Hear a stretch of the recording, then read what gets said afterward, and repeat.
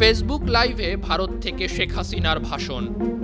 রাগে ক্ষোভে ছাত্র জনতা মাটির সঙ্গে মিশিয়ে দিয়েছে শেখ মুজিবুর রহমানের ধানমন্ডির ৩২ নম্বর বাড়ি। আর এই ঘটনা নিয়ে মুখ খুলেছে ভারত।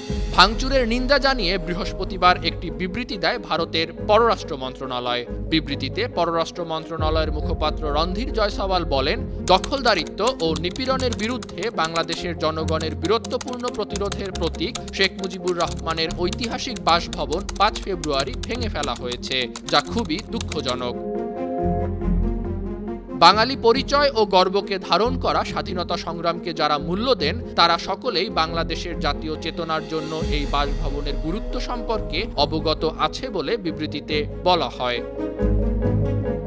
রণধীর জয়সওয়ালের এই বক্তব্যের আগে ঢাকাস্থ ভারতীয় হাইকমিশনারের কাছে একটি প্রতিবাদলিপি হস্তান্তর করে বাংলাদেশ।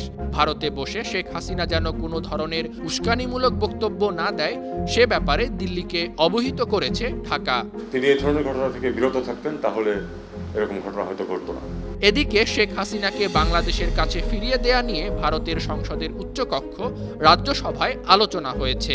শেখ হাসিনাকে বাংলাদেশ ফেরত চেয়েছে কিনা, চেয়ে থাকলেও ঠিক কী কারণে চেয়েছে এ বিষয়ে একটি লিখিত প্রশ্ন করেন রাজ্যসভার এক সদস্য। রাজ্যসভার ওই সদস্যের প্রশ্নের উত্তর দেন ভারতের পররাষ্ট্র প্রতিমন্ত্রী কৃতিবর্ধন সিং। শেখ হাসিনাকে ফেরাতে ঢাকা দিল্লিকে একটি চিঠি দিয়েছে। বিষয়টি স্বীকার করে কৃতিবর্ধন সিং বলেন, অনুরোধ পেলেও এখনো কোনো সিদ্ধান্ত দেয়নি ভারত। গত বছর ৫ আগস্ট ছাত্র জনতার গণ আন্দোলনের মুখে ক্ষমতা ছেড়ে ভারতে আশ্রয় নেন শেখ হাসিনা।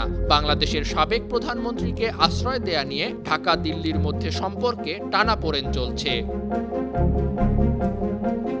আন্তর্জাতিক ডেস্ক, ৫২ টিভি।